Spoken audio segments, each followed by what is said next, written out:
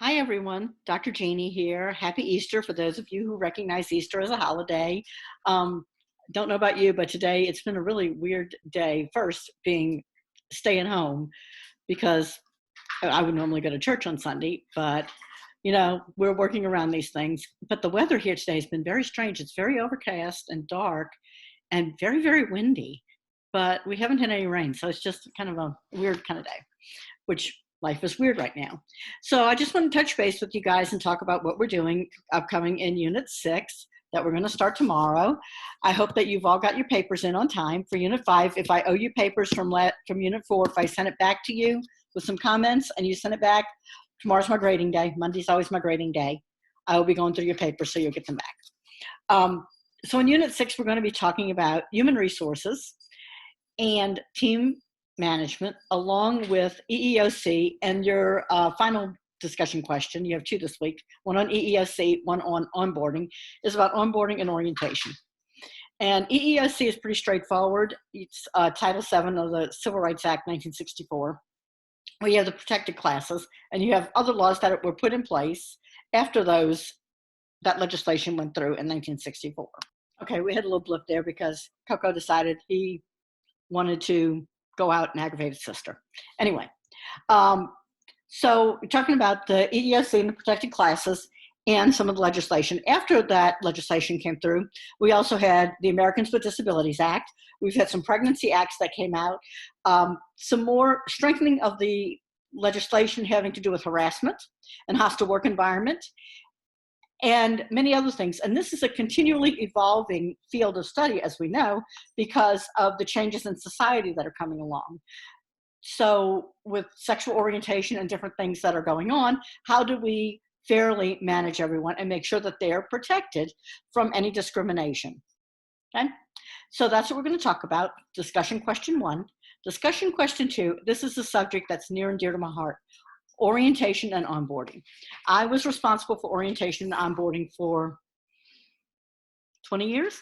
I was at 20 years of my career, the last 20 years of my career at Slidell Memorial. And it was my goal to make orientation to be as meaningful as possible. And we all have orientation stories because we've been through some really great orientations when we start a job, or we've been through some really boring, bad orientations. I tried to make mine interesting. And I tried to appoint whoever was going to be doing orientation as someone who was able to engage people and was welcoming on that first day on the job, because there's nothing worse on the first day on the job than getting there and someone saying, and I've seen this happen, "Oh, we didn't know you were coming today." Now, how does that make the new employee feel? And, "Oh, you could sit over there, I guess. I don't know what we're supposed to do with you." Yeah. How does that make that person feel? Does that make them feel like they really want to keep this job, that they really want to do this? So the other thing that we look at with orientation and onboarding is a lot of companies call it different things: first year turnover, first year flight. What percent of the employees that start during a 12-month period make it to that 12-month mark? And what can you do to engage them and keep them in the organization past that first year mark? Some organizations like the Ritz-Carlton have 30, 60, 90-day meetings.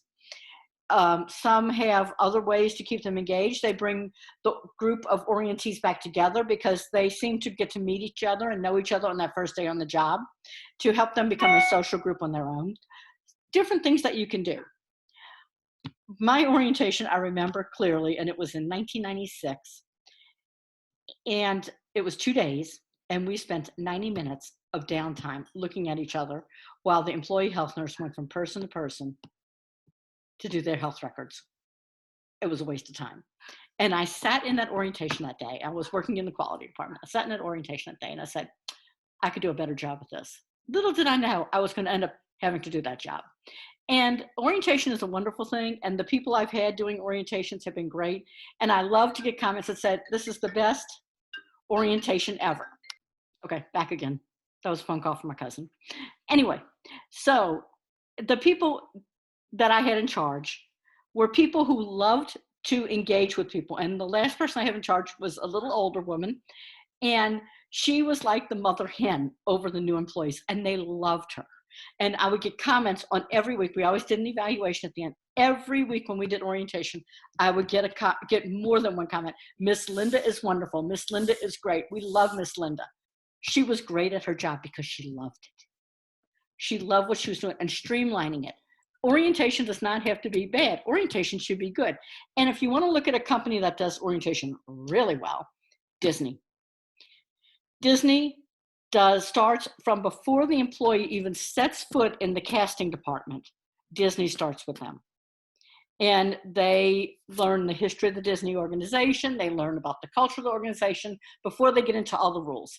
And for those of you who work in healthcare and hospitals and different areas, clinics, whatever, you know what orientation looks like. Let's talk about fire safety. Let's talk about infection control. Let's talk about diversity. Let's talk about, I'm trying to think of the whole checklist. Let's talk about compliance.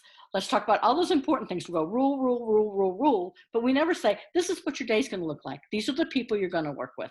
This is what it's about. So anyway, I've gone on and on about orientation and onboarding because I'm passionate about it. So with that, you guys get a teeny break this week. You don't have a paper due. You only have the 2 discussion questions. I'm saying only. I know it's a lot of work, so it's not an only, but you don't have a paper due. Your next paper is due in Unit 7, so I will be turning around your Unit 5 papers no later than Tuesday or Wednesday of this week. As I said, Monday's my grading day, so I should have them all back to you so that you can incorporate that into your Unit 7 paper. Hear me now. Unit 7, you're building on what you wrote in Unit 3, Unit 5, into Unit 7, and then in Unit 8, that final paper is going to be a compilation of 3, 5, and 7 with an executive summary and in the beginning, introduction, and a conclusion. This looks a whole lot like what you did in Elements of Organization. If you took the Elements of Organization class, this is a whole lot like what you did with those papers for your final paper. So I hope that makes sense to you. With that, if you have any questions, call me. I'm available to help you out. You guys have had some great discussions. We talked this week about organizational structure and some of those other things to do with that. And I gave you guys some ideas about ESOPs because I'll be frank with you, I'm still living on ESOP money. It's a great thing, and I hope that you do have the chance to participate in something like that.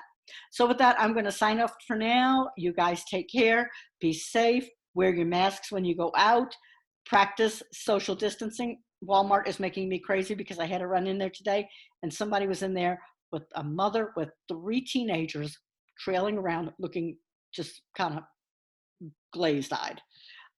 Please don't do that. Please don't. We're still in a hotbed in our area. We are seeing Louisiana numbers taper off, but we're trying to be safe. You guys be safe because I hear Philadelphia is kind of kicking up too.